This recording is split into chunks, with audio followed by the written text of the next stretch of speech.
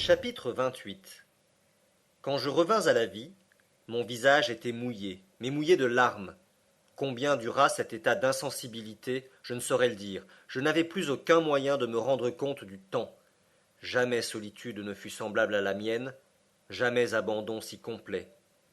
Après ma chute, j'avais perdu beaucoup de sang, je m'en sentais inondé. Ah. Combien je regrettais de n'être pas mort, et que ce fût encore à faire. Je ne voulais plus penser. Je chassais toute idée, et vaincu par la douleur, je me roulais près de la paroi opposée. Déjà je sentais l'évanouissement me reprendre, et avec lui l'anéantissement suprême, quand un bruit violent vint frapper mon oreille. Il ressemblait au roulement prolongé du tonnerre, et j'entendis les ondes sonores se perdre peu à peu dans les lointaines profondeurs du gouffre. D'où provenait ce bruit? De quelque phénomène sans doute, qui s'accomplissait au sein du massif terrestre, l'explosion d'un gaz, ou la chute de quelque puissante assise du globe. J'écoutais encore. Je voulus savoir si ce bruit se renouvellerait. Un quart d'heure se passa. Le silence régnait dans la galerie. Je n'entendais même plus les battements de mon cœur. Tout à coup mon oreille, appliquée par hasard sur la muraille, crut surprendre des paroles vagues, insaisissables, lointaines. Je tressaillis. C'est une hallucination, pensai-je. Mais non, en écoutant avec plus d'attention, j'entendis réellement un murmure de voix. Mais de comprendre ce qui se disait, c'est ce que ma faiblesse ne me permit pas. Cependant on parlait. J'en étais certain. J'eus un instant la crainte que ces paroles ne fussent les miennes, rapportées par un écho. Peut-être avais-je crié à mon insu. Je fermai fortement les lèvres, et j'appliquai de nouveau mon oreille à la paroi. Oui, certes, on parle, on parle. En me portant même à quelques pieds plus loin le long de la muraille, j'entendis distinctement, je parvins à saisir des mots incertains, bizarres, incompréhensibles. Ils m'arrivaient comme s'ils eussent été prononcés à voix basse, murmurés pour ainsi dire. Le mot Forlered était plusieurs fois répété, avec un accent de douleur. Que signifiait-il? Qu'il prononçait? Mon oncle ou Hans, évidemment. Mais si je les entendais, ils pouvaient donc m'entendre. À moi! Criai-je de toutes mes forces. À moi! J'écoutais. J'épiais dans l'ombre une réponse, un cri, un soupir. Rien ne se fit entendre. Quelques minutes se passèrent. Tout un monde d'idées avait éclos dans mon esprit. Je pensais que ma voix affaiblie ne pouvait arriver jusqu'à mes compagnons. Car ce sont eux, répétai-je. Quels autres hommes seraient enfouis à 30 lieues sous terre? Je me remis à écouter. En promenant mon oreille sur la paroi, je trouvai un point mathématique où les voix paraissaient atteindre leur maximum d'intensité. Le mot Forlered revint encore à mon oreille. Puis ce roulement de tonnerre qui m'avait tiré de ma torpeur. Non, dis-je, non. Ce n'est point à travers le massif que ces voix se font entendre. La paroi est faite de granit, et elle ne permettrait pas à la plus forte détonation de la traverser. Ce bruit arrive par la galerie même. Il faut qu'il y ait là un effet d'acoustique tout particulier. J'écoutai de nouveau, et cette fois, oui, cette fois, j'entendis mon nom distinctement jeté à travers l'espace. C'était mon oncle qui le prononçait. Il causait avec le guide, et le mot Forlered était un mot danois.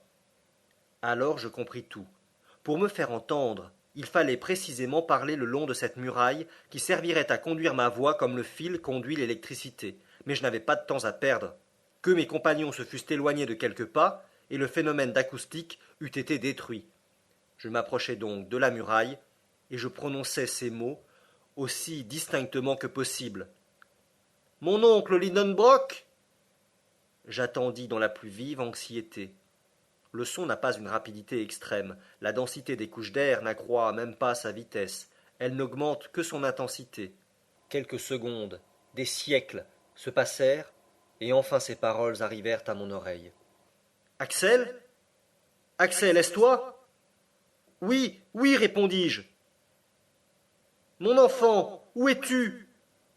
Perdu dans la plus profonde obscurité.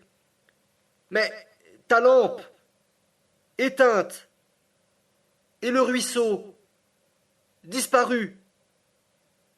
Axel, mon pauvre Axel, reprends courage. Attendez un peu, je suis épuisé, je n'ai plus la force de répondre, mais parlez-moi. Courage, reprit mon oncle. Ne parle pas, écoute-moi. Nous t'avons cherché en remontant et en descendant la galerie. Impossible de te trouver. Ah, je t'ai bien pleuré, mon enfant. Enfin, te supposant toujours sur le chemin du Hansbach, nous sommes redescendus en tirant des coups de fusil. Maintenant, si nos voix peuvent se réunir, pur effet d'acoustique, nos mains ne peuvent se toucher. Mais ne te désespère pas, Axel. C'est déjà quelque chose de s'entendre. Pendant ce temps, j'avais réfléchi. Un certain espoir, vague encore, me revenait au cœur. Tout d'abord, il y avait une chose qu'il m'importait de connaître. J'approchai donc mes lèvres de la muraille, et je dis « Mon oncle !»« Mon enfant !» me fut-il répondu après quelques instants. « Il faut d'abord savoir quelle distance nous sépare. Cela est facile.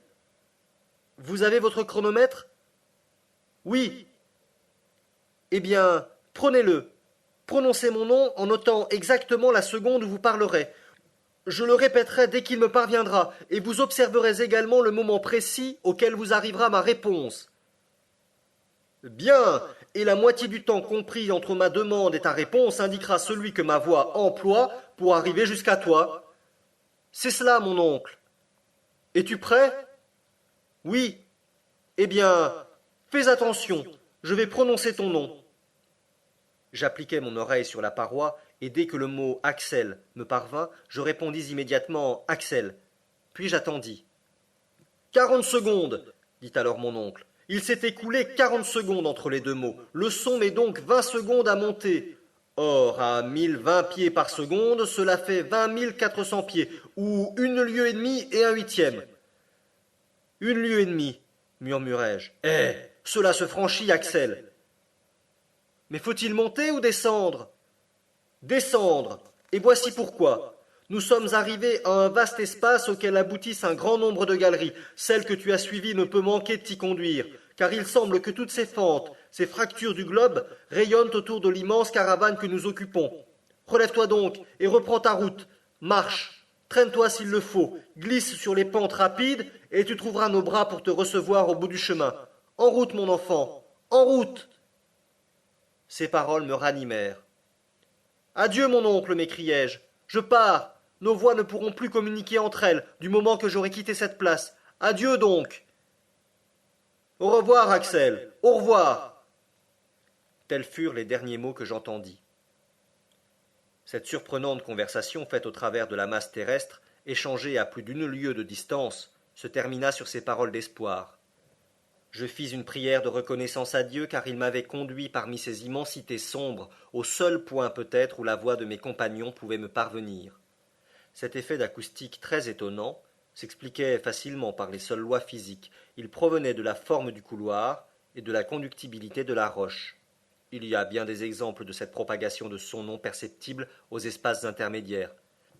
Je me souviens qu'en maint endroit ce phénomène fut observé, entre autres dans la galerie intérieure du dôme de Saint-Paul à Londres, et surtout au milieu de ces curieuses cavernes de Sicile, c'est l'atomie située près de Syracuse dont la plus merveilleuse en ce genre est connue sous le nom d'oreille de Dénis. Ces souvenirs me revinrent à l'esprit, et je vis clairement que puisque la voix de mon oncle arrivait jusqu'à moi, aucun obstacle n'existait entre nous. En suivant le chemin du son, je devais logiquement arriver comme lui si les forces ne me trahissaient pas. Je me levai donc, je me traînais plutôt que je ne marchais, la pente était assez rapide, je me laissai glisser. Bientôt la vitesse de ma descente s'accrut dans une effrayante proportion et menaçait de ressembler à une chute. Je n'avais plus la force de m'arrêter.